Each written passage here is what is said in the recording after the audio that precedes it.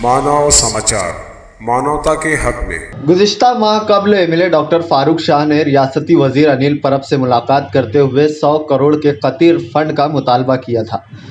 फारूक शाह ने दरकार तमाम तामीरी कामों का बजट और तमाम ही उमूर डिज़ाइन वगैरह अनिल परब को सौंपी थी।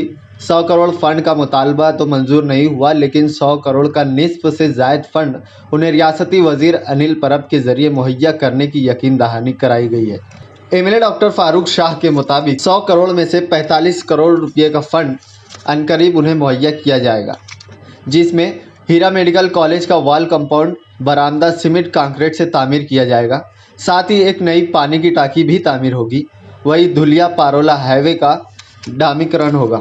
धुलिया आरटीओ ऑफिस जो किराए की जगह पर इस वक्त जारी है, अभी से धुलिया के रुकन असम्बली डॉक्टर फारूक शाह के जरिए मंजूर शुदा फंड की मदद से अपनी खुद की मिल्कियत वाली ऑफिस मुहैया कराई जाएगी।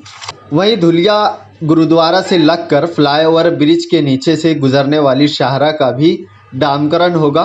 वहीं धुलिया गुरुद्वारा से लगकर फ्लाईओवर ब्रिज के नीचे से गुजरने वाली शाहरा का भी डामीकरण करके मजलिस के रुकन असम्बली डॉक्टर फारूक शाह के जरिए मंजूर कराए गए एमएलए फंड से की जाएगी।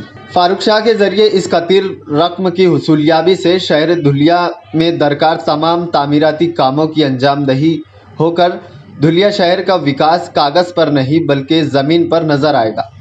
बता दें कि रियासत महाराष्ट्र में मजलिस के 2 रुकन असम्बली हैं। बात अगर फारूक शाह की करें तो उन्होंने साबित कर दिया है कि वो नुमाइंदगी का हक अदा कर रहे हैं, जबकि मालेगांव शहर के रुकन असम्बली एक बार फिर मराठी मीडिया के मुताबिक डंडी मार आमदार साबित हुए हैं। सुनिए सिर्फ मानव समाचार पर डॉक्टर फारूक शाह की जबानी। शहराच्या विकासासाठी तब्बल 45 कोटी रुपये मंजूर करून आणले आहेत। त्यात मी आपल्याला सांगू इच्छितो की हिरे मेडिकल कॉलेज त्याच्या पटांगणात कॉन्क्रीट रस्ते तयार करणे व तिथे एक पाण्याची टाकी तयार करणे, वॉल कंपाऊंड आणि क्रीडांगण उभारण्यासाठी 20 कोटी रुपये मंजूर करून आणलेले आहे। त्याचबरोबर जे आमचा धुळे जिल्ह्याचा जे आरटीओ ऑफिस आहे ते सद्यस्थितीत भाड्याच्या जागेवर आहे आणि लोकांना फार त्रास सहन करावा लागतोय तिथे। त्यासाठी मी 12 कोटी रुपये आरटीओ ऑफिसच्या नवीन इमारतीसाठी मंजूर करून आणलेलो आहे। नंतर गुरुद्वारा समोरील जे मोहाडीत जाणारा रस्ता आहे ब्रिजच्या खालून, जिथे आपले जे जुना पोलीस स्टेशन होता तो रस्ता 2 कोटी रुपये त्यासाठी मंजूर करून आणलेले आहे। नंतर आपला जुना मुंबई आग्रा महामार्ग एसएसयूपीएस कॉलेज पासून ते मोठा पुलापर्यंतच्या रस्त्याचा डांबरीकरणासाठी 3 कोटी रुपये मंजूर करून आणलेले आहे। असा मी ह्या बजेटमध्ये 45 कोटी रुपये मंजूर करून आणले आहे। मागे आपण बघितलं असेल, पहिले मी पारोडा रस्त्याचं डांबरीकरण केला मागच्या वर्षी, मग नंतर जुना मुंबई आग्रा रस्त्याचा डांबरीकरण केला होता। सध्या स्थितीत माझे वडजई रोडचे कॉन्क्रिटीकरणचे काम सुरू आहे। तसेच साक्री रोडचे 2 टप्प्यामध्ये डांबरीकरणाचे काम सुरू आहे। त्याला 6 कोटी रुपये खर्च करून आम्ही ते रस्ते करतो आहे। अनिल परब साहब से मिलकर मैंने उनको निवेदन किया था और उसका जो 12 करोड़ रुपए हमको ये बजट में मंजूर करके दो, ऐसा करके वो पेपर कातरण भी है मेरे पास में, पत्र भी है, और उसके बाद में उसका एस्टिमेट वगैरह, उसका ड्राइंग डिजाइन सब हमने तयार करा है। त्याच जागेवर आमचा एक प्रशासकीय इमारत बांधण्याचा प्रस्ताव आम्हाला शासनाकडे प्रलंबित आहे।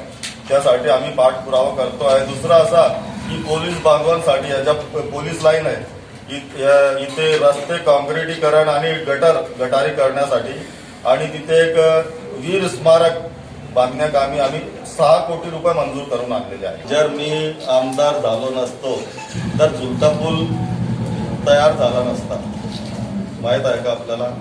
त्याचा निधी सुद्धा थांबवून दिला होता आणि तिथून जे भगवान शंकराची मूर्ती काढण्याची त्यांची तयारी होती तुमच्या बीजेपी वाल्यांची, ती मी थांबवलं त्यांना आणि बाकीचा जे निधी थांबलेला होता शासनाकडे तो निधी रिलीज करून दिला मग तो झुलता पूल तयार झालेला आहे.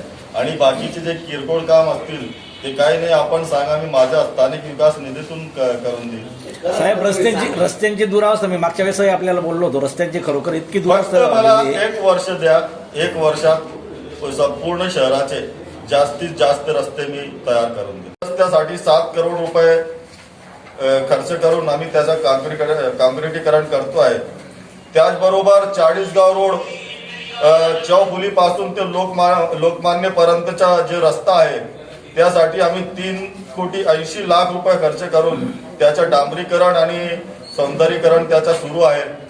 पुढचा टप्पा जे जलालशाह कब्रस्तान पासून ते लोकमान्य पर्यंतचा जे 40गाव रस्ता आहे त्याच्यासाठी आता नवीन 2 कोटी रुपये मंजूर करून आणलेले आहे. आता माझा फक्त एकच ध्यास आहे की धुळे शहराचा सर्वांगीण विकास करायचा आहे मला, आणि मला माझ्या मेहनतीवर भरोसा आहे आणि आपण मला साथ द्याल अशी आपल्या विनंती करतो. आणि पुढच्या 1 वर्षात पूर्ण शहराचा चेहरा मोहरा बदलून टाकू अशी आशा व्यक्त करतो. अभी जो टेस्टिंग होता है वो फाइनल हो गई, वो उसका यानी प्रशासकीय मान्यता हो गई. बजट में उसके लिए 12 करोड़ रुपए मंजूर हो गए.